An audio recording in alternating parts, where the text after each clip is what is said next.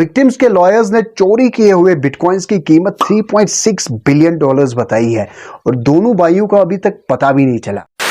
2021 crypto currency के लिए highs and lows का साल था, जिसमें इनक्रेडिबल गेन्स के साथ साथ भारी लॉसेस भी हुए। क्रिप्टो करेंसी के जुनून ने पारमा टोकन, जिला फाइनेंस या स्टार्टनोट जैसी नई क्रिप्टो करेंसीज को जन्म दिया और स्कैमर्स ने इसी जुनून को लेस नॉलेजेबल इन्वेस्टर्स को फंसाने के मौके के तौर पे यूज किया। ब्लॉकचेन फर्म चेन एनालिसिस की एक रिपोर्ट से पता चलता है कि 2021 में स्कैमर्स ने इन्वेस्टर्स से around 7.7 billion dollars different scams से चोरी किए और इन स्कैम्स में स्क्विड गेम स्कीम से लेके चोरी किया हुआ बोर्ड एप एनएफटी स्कैम आता है।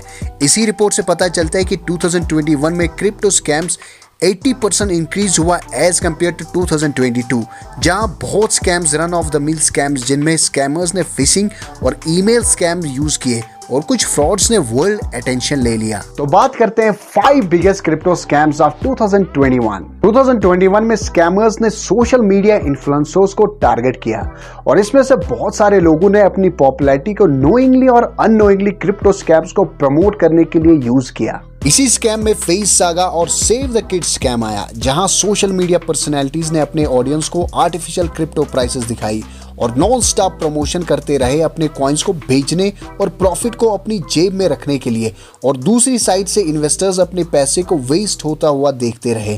Face saga scam e sports team face clan के मेंबर्स ने charity based crypto currency save the kids के नाम से प्रमोट करना शुरू किया। इस टोकन के प्रमोशन फेस क्लैन के मेंबर्स ने अंधाधुन करनी शुरू कर दी और इवन ऑफिशियल प्रमोशनल वीडियोस तक बना डाले और सेव द किड्स की वेबसाइट पे इन्हीं के फोटोज लगे थे। लेकिन जितना टाइम इस टोकन की प्रमोशन में लगा, उससे कम टाइम में ही ऑफिशियल लॉन्च के बाद इनिशियल इन्वेस्टर्स ने अपना टोकन सेल कर दिया और क्रिप्टो पूरा फेल हो गया। शार्प माइंडेड लोगों ने पहले ही प्रेडिक्ट किया था कि ये टोकन लॉन्च के बाद ही फेल हो जाएगा।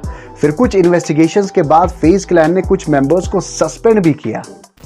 स्क्विड गेम 2021 में दुनिया का सबसे पॉपुलर शो बना और स्क्विड गेम ने राइज दिया ऑल्ट कॉइन को, जो एक ऑल्टरनेटिव डिजिटल करेंसी है, और कुछ ही इन्वेस्टमेंट्स के बाद इसके लिए लेगेसी मीडिया खुद ही एक प्रमोशन का ऑप्शन बना और जिसकी वजह से इसकी वैल्यू कुछ ही डॉलर से $3,000 तक पहुंची, और वो भी कुछ ही हफ्तों के अंदर। लेकिन इसमें भी सेम चीज हुई कि ये भी एक रग पुल था।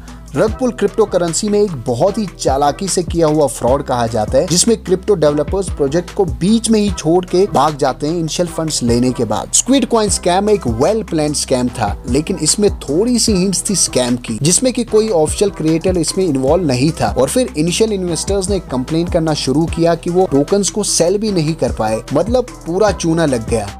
क्रिप्टो की दुनिया में एक lesser no name Poly network है, जो डिसेंट्रलाइज्ड फाइनेंस प्लेटफॉर्म है, जिसने 2021 के सबसे बड़े हैक्स में से एक को देखा। एक हैकर ने इस प्लेटफॉर्म में एक लूपहोल देखा, जिसकी वजह से वो नेटवर्क से $600 मिलियन अपने अकाउंट में ट्रांसफर कर पाया। लेकिन नेटवर्क के लिए गुड न्यूज ये थी कि वो एक व्हाइट हैट हैकर था, जो नेटवर्क्स में लूपहोल्स ढूंढते हैं और नेटवर्क्स की हेल्प करते हैं एक टाइट सिक्योरिटी बनाने के लिए। और कुछ वीक्स बाद हैकर ने पूरे $600 मिलियन नेटवर्क को वापस किए, जिसकी वजह से उसे पॉली नेटवर्क ने $5 लाख का रिवार्ड भी दिया। Honesty is the best policy. आप भी थोड़ी सी ऑनेस्टी दिखा के इस चैनल को सब्सक्राइब कीजिए।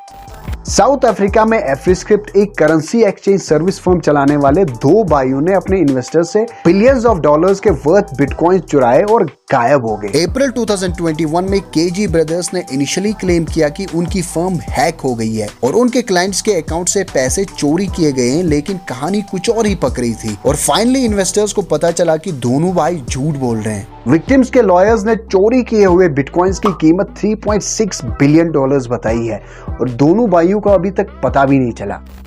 आजकल एनएफटी इन्वेस्टमेंट्स के लिए बहुत पॉपुलर हो रहा है और अगर आप एनएफटी के बारे में थोड़ा बहुत भी जानते हैं तो आप बोर्ड एप एनएफटी जरूर जानते होंगे, जो एक डिजिटली क्रिएटेड आर्ट सीरीज है एप्स की, और इनका ओनर केल्विन बकेरा है। स्कैमर्स ने केल्विन को एनएफटीज के लिए टेक्निकल सपोर्ट देने का लालच दिया और स्कैमर्स ने 3 एप एनएफटीज चोरी किए और हर एनएफटी की एस्टिमेट वर्थ $225,000 है। लेकिन केल्विन क्लेम करते हैं कि तीनों एनएफटीज की कीमत साथ में $1 मिलियन है। देखा आपने लापरवाही का नतीजा है।